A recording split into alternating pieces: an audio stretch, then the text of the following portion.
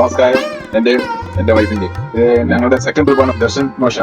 ഞങ്ങള് കഴിഞ്ഞ മെയിൽ ഇവരൊക്കെ ഞാനും വൈഫും ഈ കത്തയുടെ വൈഫ് ഞങ്ങളെല്ലാം കൂടെ പുതിയ ക്ലാബ് യാത്രയുണ്ട്. നല്ല ഒരു അനുഭവം കൊണ്ടാണ് ഞങ്ങൾ സെക്കൻഡ് ചോയ്സ് ഇത് തന്നെ എടുത്തത്.